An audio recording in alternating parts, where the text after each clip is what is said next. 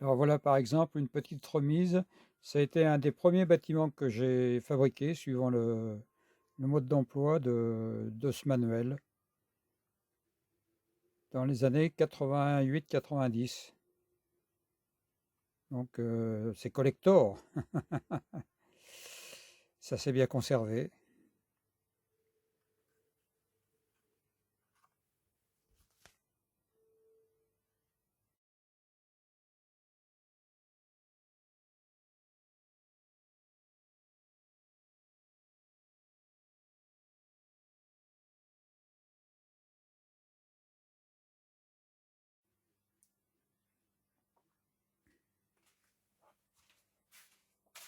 La première chose que je fais, je prends le fond de décor, moitié poster, moitié peinte à la main, que je pose devant la porte. Et ensuite, le viaduc en polystyrène extrudé, je le positionne.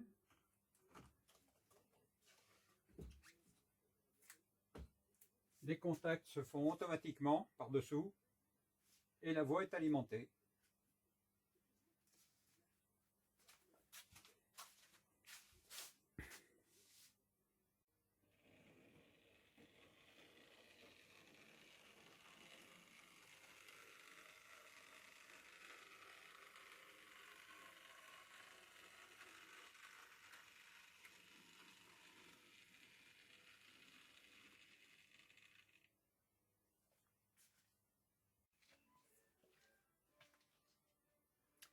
À gauche du viaduc, le passage à niveau avec des barrières donc en partie fabriquées maison, et les grilles du bas ont été faites par Ara Production qui m'a fait un super boulot, c'est d'une grande finesse.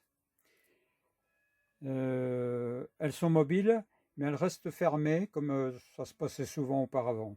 Elles ne sont pas motorisées.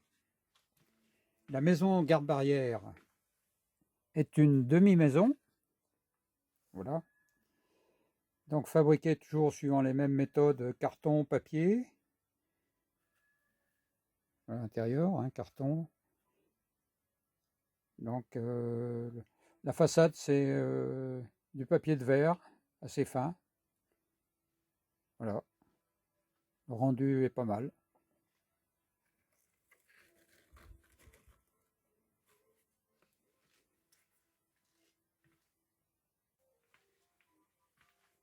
Alors cette partie ici est amovible.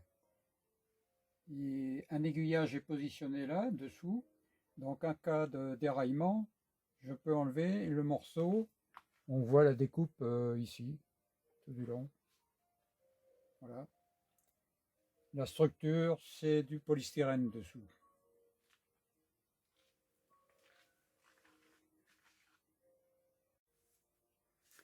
Alors une scène champêtre avec un troupeau de moutons.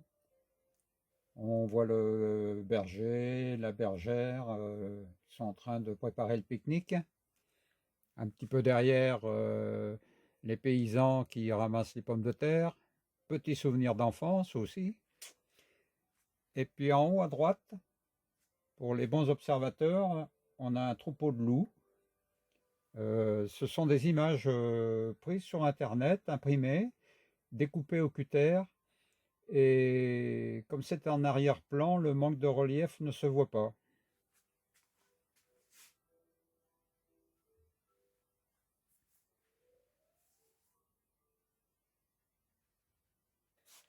Donc sur cette partie, j'ai créé une falaise avec des rochers, la voie qui est mise en avant. Les trains sont très en valeur quand ils circulent ici. Et puis les rochers ici. Donc c'est une méthode qui était très utilisée avant, peut-être un peu moins maintenant. Ce sont des morceaux d'écorce de bois que j'ai ramassés, ici également. Donc ils sont collés sur la structure en polystyrène. que vous pouvez voir sur la photo du caisson à sa fabrication.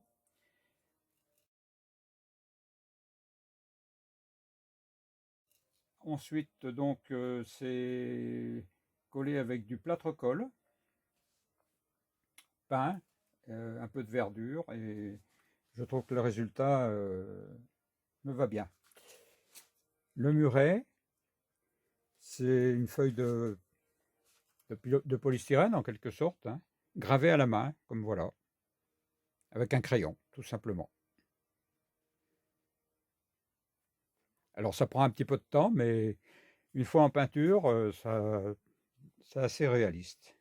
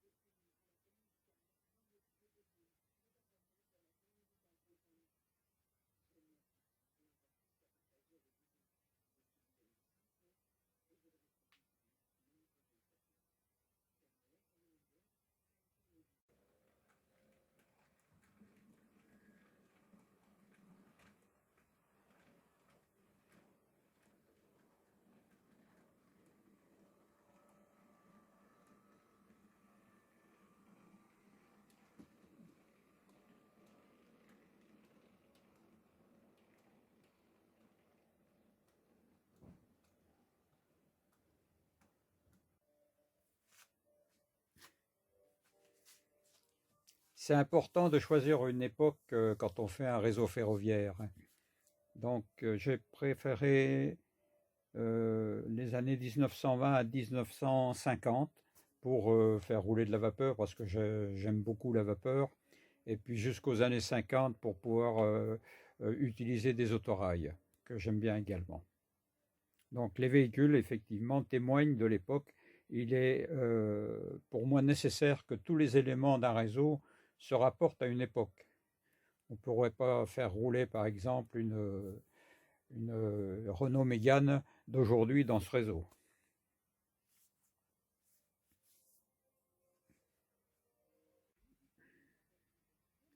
Dernière scénette du coin, où on voit l'abbaye de Cluny au fond, sachant que la gare de Cluny est complètement décalée par rapport à la ville de Cluny. Elle est au sud, à, on va dire, un petit kilomètre. C'est vraiment les faubourgs de la ville.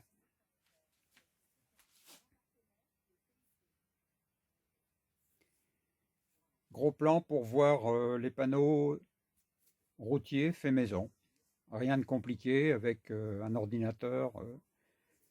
On imprime, on découpe et je mets sur le bord de la route.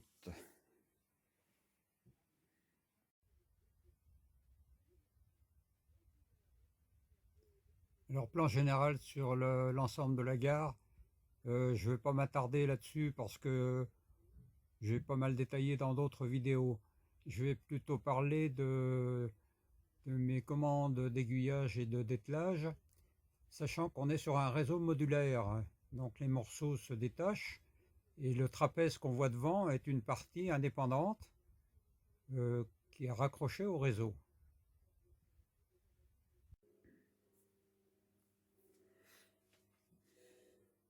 Initialement, ce réseau était équipé d'aiguillages Jouef électriques, commandés par un panneau de commande avec les boutons Jouef. Suite à beaucoup de déraillements, comme chacun sait, je les ai remplacés par des aiguilles Peco au roulement impeccable. Pas motorisées, je les commande par fil avec un levier. Voilà, position déviée ou position directe. Le retour des lames se fait par un élastique.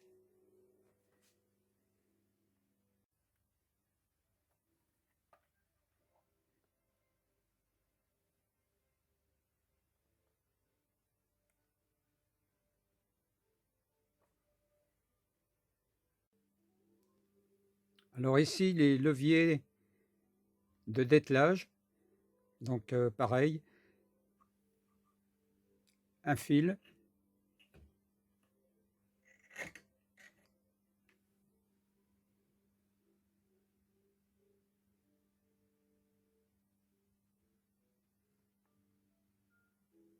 Je tire sur le fil, ça soulève la petite plaque là-bas.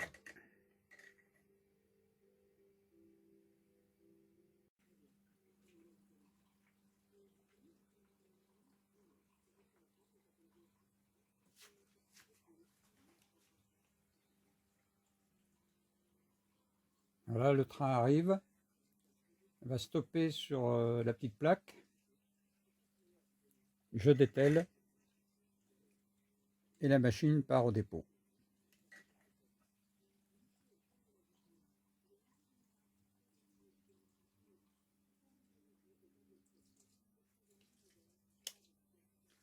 Dans le principe, sous la voie, il y a donc une tige avec un petit domino. Il y a un poids qui oblige donc la petite plaque à descendre, un poids suspendu, et puis l'autre plot du domino donc est équipé pour que, en tirant sur le fil, ça fasse remonter la plaque. Rien de bien sorcier.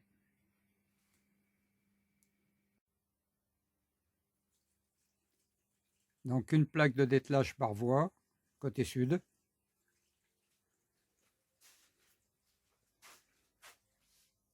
Et côté nord, même principe.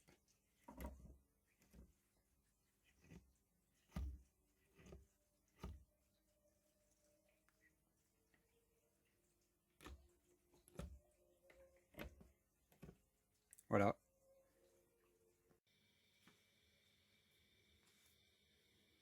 Un plan sur les signaux avec leur cocarde.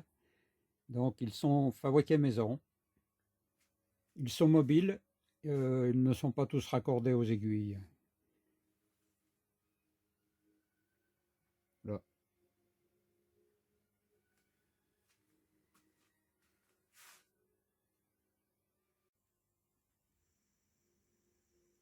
Donc voilà le plan des mâts.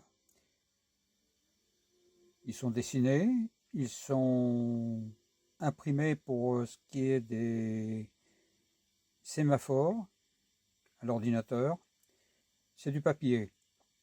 Je les découpe et puis une fois plié en 4 et collé, ça devient assez rigide, l'air de rien. Alors forcément les découpes intérieures, là ici c'est délicat, mais avec de la patience on y arrive.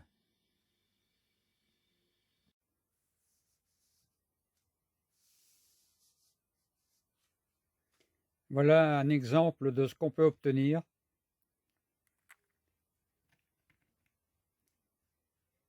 avec du papier. Une fois peint, on pense vraiment à du métal.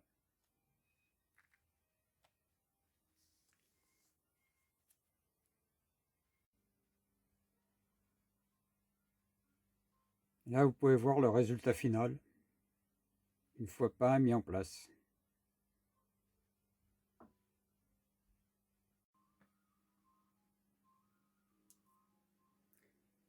Les commandes d'aiguillage côté sud se font par des tirettes, corde à piano, simple, tire-pouce.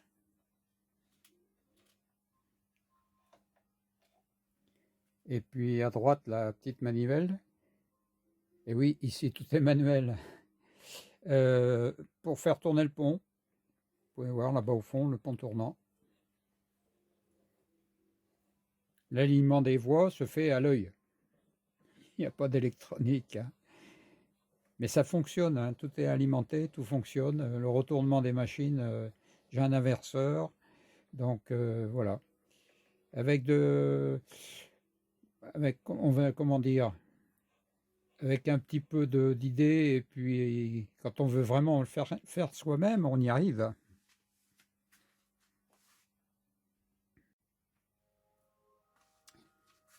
J'avais à cœur de réaliser également les poteaux télégraphiques et les fils qui vont avec. Donc, je trouve que ça apporte un vrai plus à un réseau. C'est un vrai travail de patience.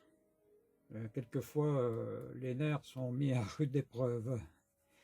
Et puis la difficulté était double dans la mesure où donc ce sont des modules séparables. Je devais faire quelque chose qui soit démontable à ce niveau-là. Donc il y a des agrafes qui sont derrière les poteaux là qu'on ne voit pas. Et ça tient l'ensemble des fils. Donc si je sépare les modules, je dégrafe l'ensemble des fils et après je les regrafe.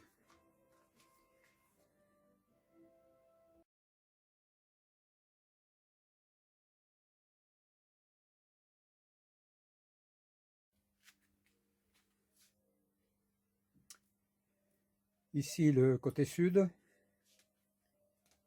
avec ici la bifurcation. Donc à droite, la voie s'en va sur Paray-le-Monial, Roanne, et la voie à gauche qui prend le pont s'en va sur Mâcon.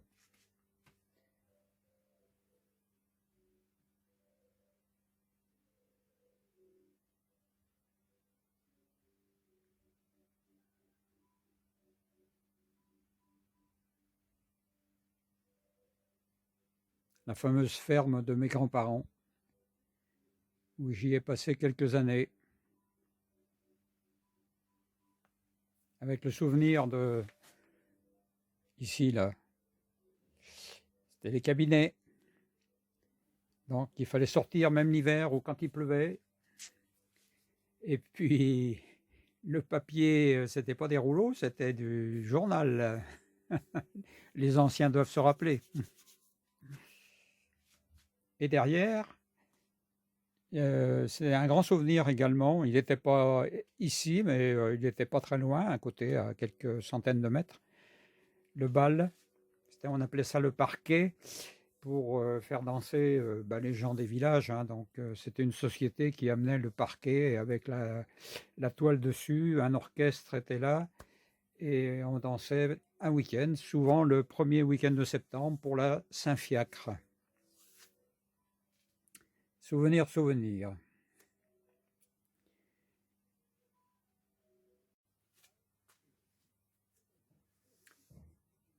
Et la dernière face, qui au départ n'était qu'une planche avec deux voies, une voie principale et une voie d'évitement, petit à petit je l'ai étoffé, j'ai fait un fond de décor avec des maisons représentant bien les maisons de la région.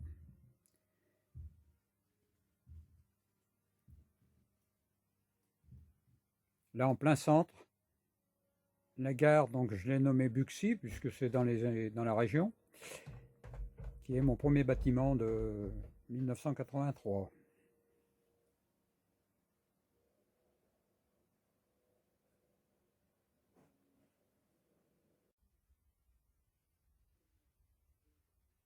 Et à droite, la fameuse écluse que j'avais à cœur de faire.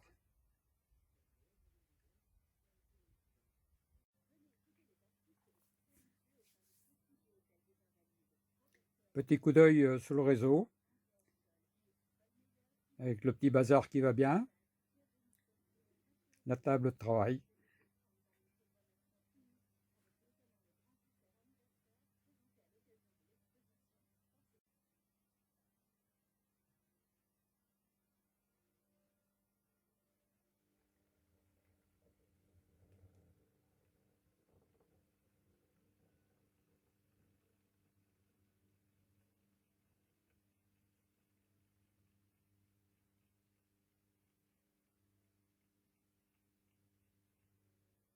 Pour répondre à un auditeur, en effet, cette locomotive 232 n'a jamais roulé sur cette ligne. Elle était cantonnée dans le nord-est. La locomotive 242 TA du PLM a, elle, roulé ici. Le modèle à chaud étant hors de portée de ma bourse, j'ai acquis cette machine pour compenser. J'ai d'autres locomotives dans le même cas.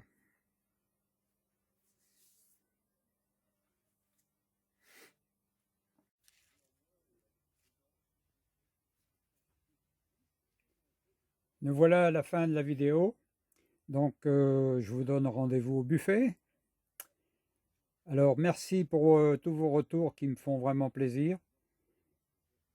J'espère que ça vous a plu. Si en plus ça peut donner l'envie de faire du modélisme ferroviaire à certains, eh bien ma foi, le but est atteint.